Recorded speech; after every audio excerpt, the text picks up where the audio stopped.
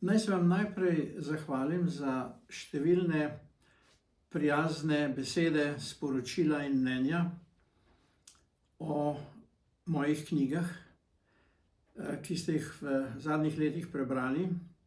Še posebej me veseli, da je bil tako intenziven odziv na knjigi, ki sta lansko leto izšli. To je bila knjiga Pet vdov in sta bila februarja meseca, druga je pa izšla konec leta, to je pa Pod površjem. Jaz sem leta 2010 napisal en roman, Igralec ragbija, ki je bila prava uspešnica takrat, in zato sem potem, takoj ko sem spet čas se lotil pisanja o stvareh, o katerih se zelo malo ve. Gre namreč za to, da je Slovenska služba državne varnosti, ali kot so jo rekli UDBA, imela v Sloveniji okrog 20.000 sodelavcev, v zamejstvu pa pravo omrežje. In čemu je to omrežje služilo? Čisto preprosto, državnemu tihotapstvu.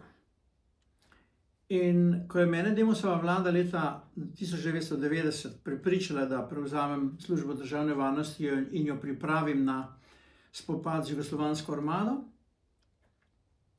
sem potem v teh letih 1990-1993 dodobra spoznal, kako ta služba deluje, hkrati pa sem seveda tudi videl v jedra slovenske družbe. No in odločil sem se, da napišem dve knjigi za to, ker sta obe povezani z isto tematiko.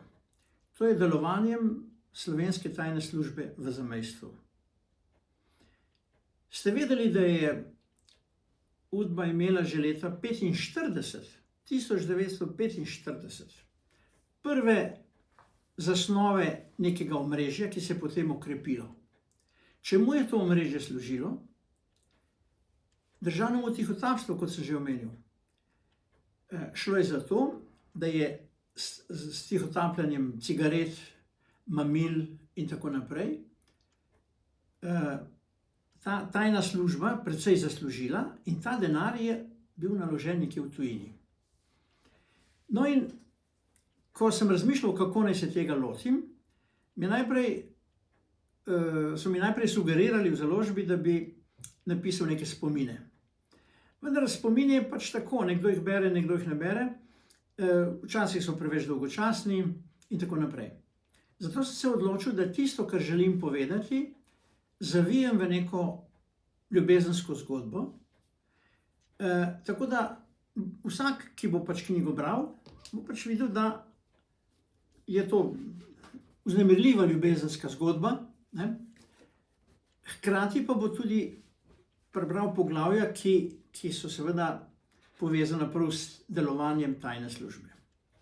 Tako sem v tej knjigi Pet vdov opisal, kako je mlada kriminalistka Bianka ob pomoči svojega nekdanjega mentorja in sedaj upokojenega inšpektorja Marija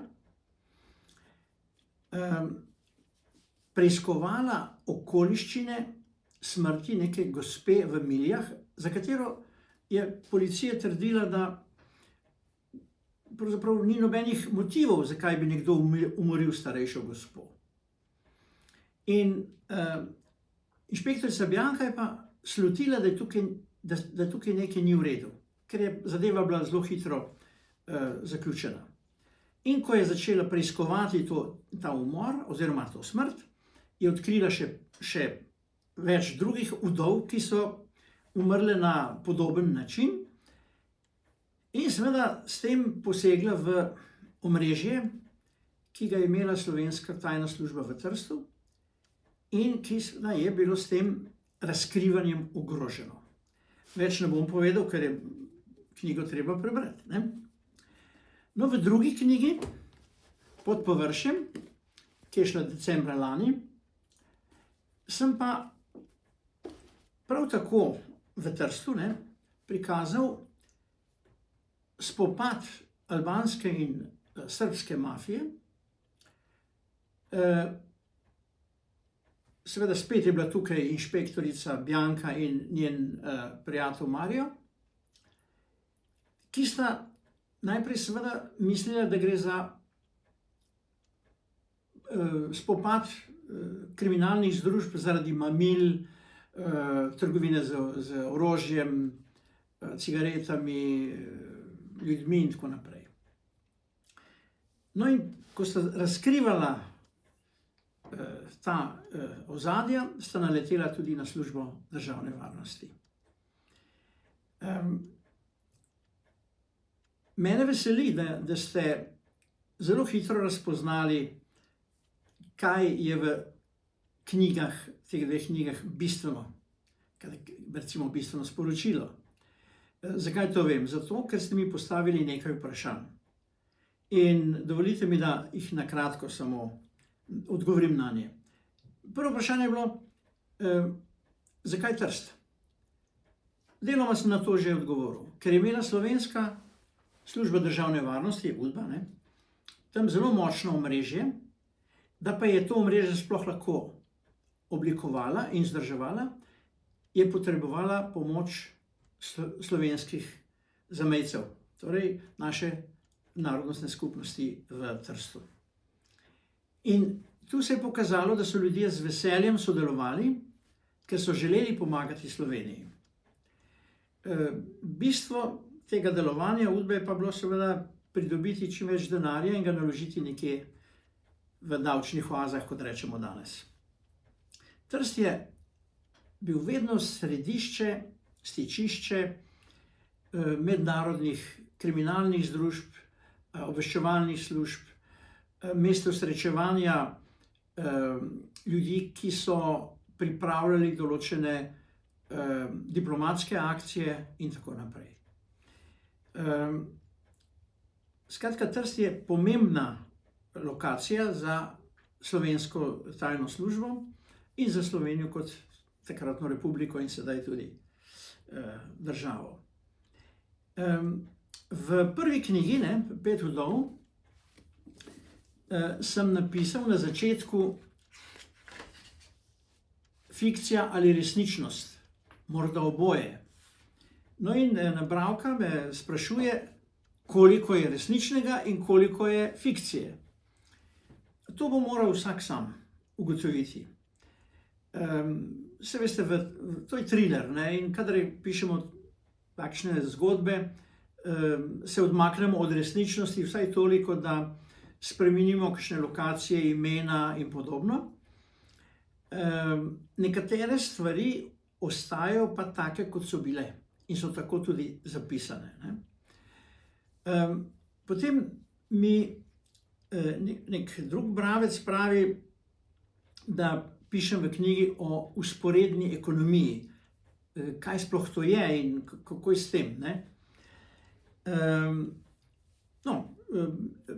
Znani finančni strokovnjak v prejšnji državi, Niko Kavčič, je ustvaril to vzporedno ekonomijo in razvil sistem, ki je res odlično deloval 45 let, morda celo po letu 90 še nekaj časa. In bravec me sprašuje, v redu, zdaj tukaj ste imeli pač te udbaše in tako naprej,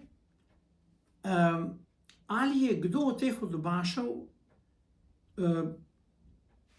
ki so sodelovali v teh postopkih, nezakonitih poslih, v kazenskem postopku, ali je bil, ali še bo, ali kakorkoli. Nihče ni bil, vsaj ne, da bi jaz vedel. Kar spet sproža neka vprašanja. In v knjigi je mogoče najti kakšen namig o tej stvari. Nadalje je bilo zanimivo vprašanje, ali ta omrežja obstajajo še danes. Takšna, kot so bila, ne obstajajo več. To je zagotovo. So se pa ostaline službe državne varnosti oziroma njenih omrežij v določenem delu ohranile, se povezale z vladajočo garnituro v samostojni Sloveniji,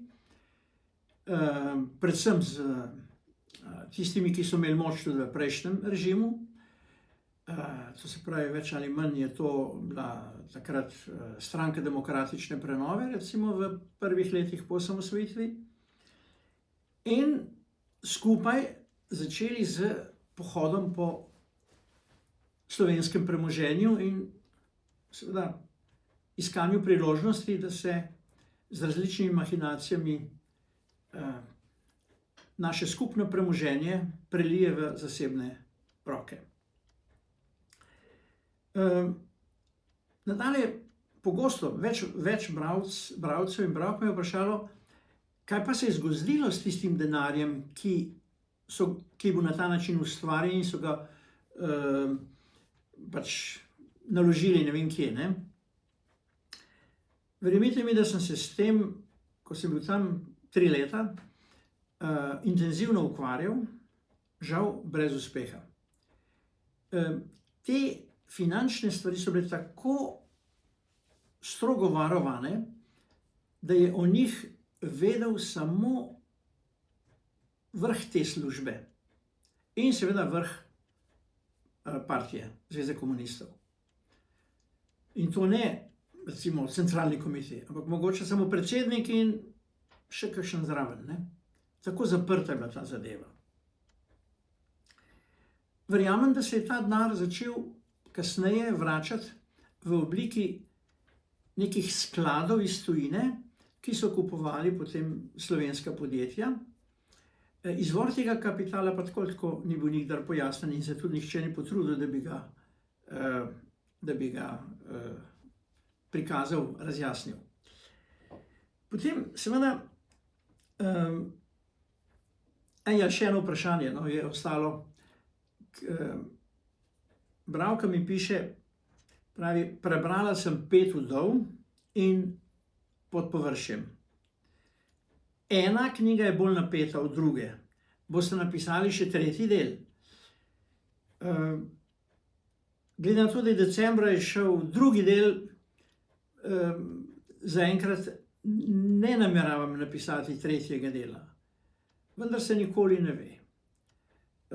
Me pa veseli, da sem imel to priložnost, da sem v teh stvarih nekaj napisal, ker doslej ni nihče drug tega počel.